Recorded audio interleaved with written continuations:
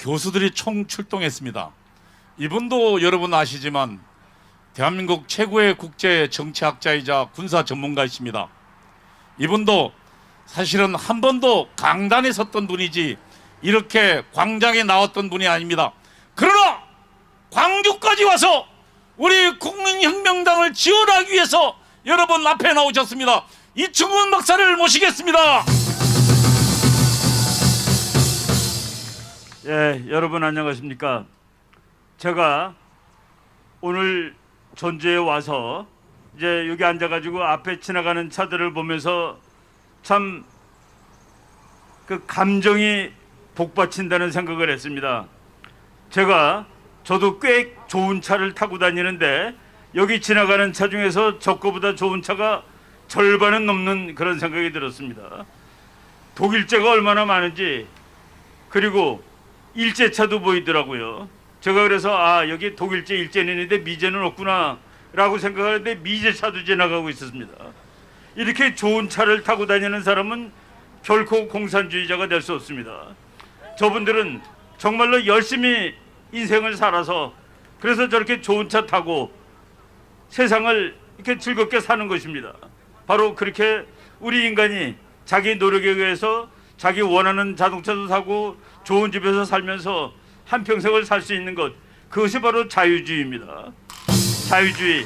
대한민국은 자유주의, 시장경제로 이렇게 부자가 된 나라입니다. 그런데 그런 나라가 어쩌다 보니까 주사파들이 점령을 했습니다. 주사파들이 점령을 하고 그 점령을 한 것은 벌써 수십 년 됩니다. 맨 먼저 대학부터 점령을 했습니다. 제가 말이죠, 한 10년 됐을 겁니다.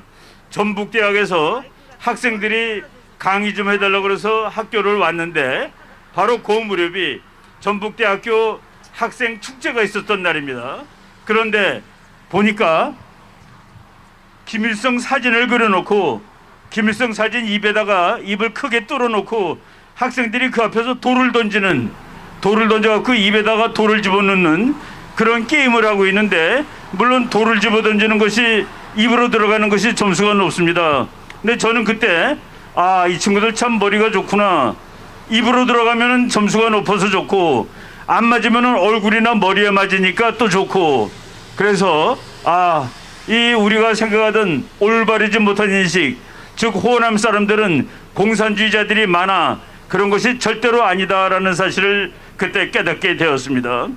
우리 여기 저기 보면은 대한민국이 망했다, 공산주의 두고만 보시겠습니까? 라고 말씀드리고, 그리고 우리 목사님이 지금 대한민국이 북한한테 먹히게 생겼다 라고 말씀을 드리는데, 많은 사람들이 뭐가 그래, 우리가 이렇게 잘 살고 우리가 힘이 더 센데 북한한테 먹히긴 뭐가 먹혀. 여기에 대해서 제가 목사님이 하신 말씀을 그 말이 얼마나 맞는 말인지를, 사실을, 북한에서 우리를 어떻게 보는지 그 사실을 일화를 잠깐 말씀을 드리도록 하겠습니다. 원래 그 남북대화라는 것이 원래는 없었습니다. 대한민국 대통령들이 옛날에 우리나라가 가난할 때, 여러분 혹시 잘 모르시겠지만은 1960년에는 북한이 남한보다 3배 잘 살았습니다. 개인적으로 대한민국 국민들이 1년에 800달러를 버는데 북한 사람들이 240달러를 벌던 것이 1960년입니다. 1961년 그 무렵에. 그런데 박정희 대통령이 열심히 노력을 해서 대한민국이 북한하고 같아지는 해가 1972년이었습니다. 그때 박정희 대통령이 북한 사람들 보고 서울 와서 우리랑 이제 얘기하자, 더 이상 싸우지 말고. 그래서 처음으로 1972년에 북한의 적십자 단체 간부들이 서울을 왔습니다. 이제 서울한테 우리 박정희 대통령이 있을 때 북한 사람들한테 보여줄 수 있다라고 생각을 한 것이죠. 그때 그 북한 대표단이 윤기복이라는 사람이 대표로 왔는데, 윤기복이가 서울 와서 맛있는 음식 먹고 우리의 서울은 통일이라는 노래 부르면서 눈물도 흘렸고, 그러면서 뭐라고 얘기를 했냐면은 전국에 있는 자동차를 서울에 다 갖다 놨다고 얘기를 했습니다. 너네들이 우리한테 보여주려고 전국에 있는 자동차를 다 서울에다 갖다 놓은 거야. 그랬더니만은 그때 우리나라 대표가 이범석 씨라는 분이 있었는데, 그분이 뭐라고 얘기를 했냐면은, 맞아요, 자동차를 끌어다 놓는데 그거는 별로 어렵지 않더라고요.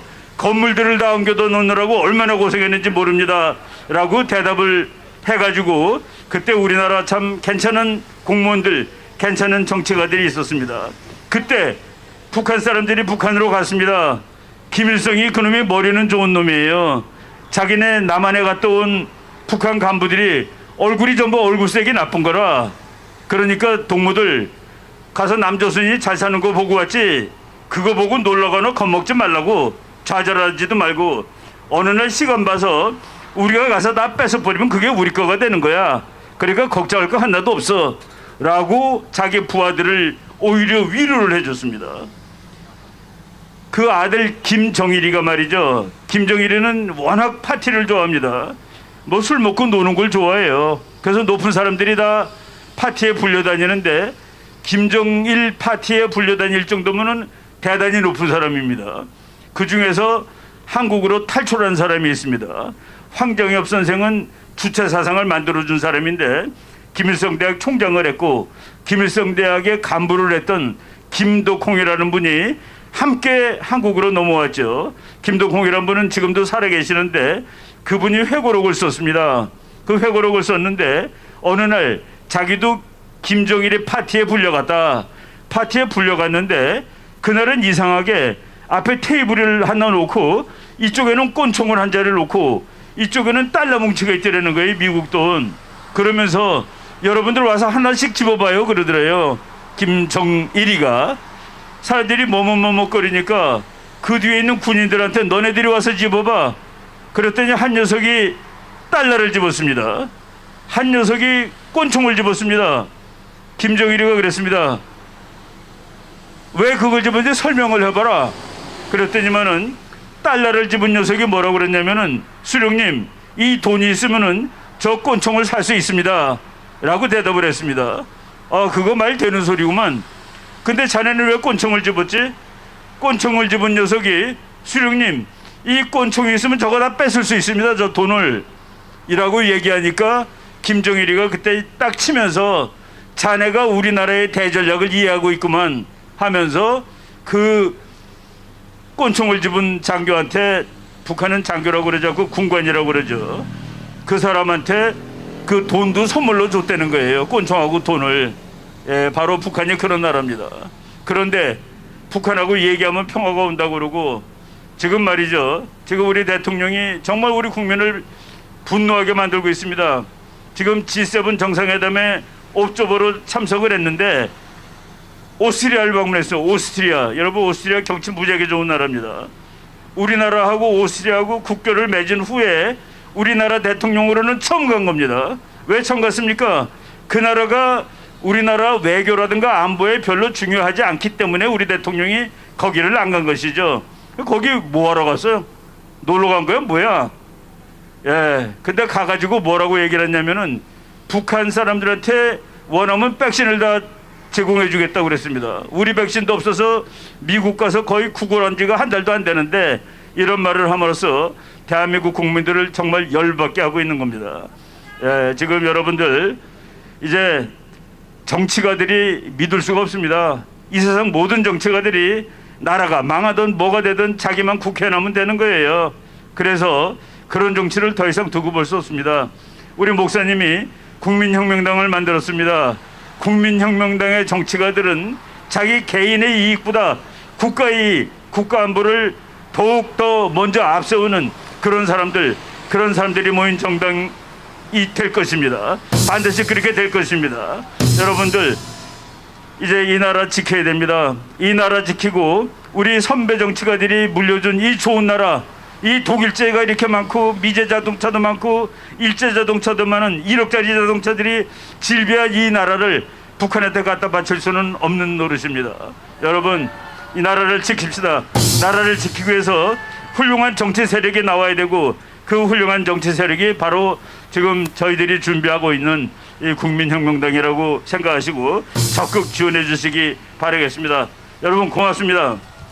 네, 여러분 이충근 박사께 다시 한번 격려의 박수 부탁드립니다.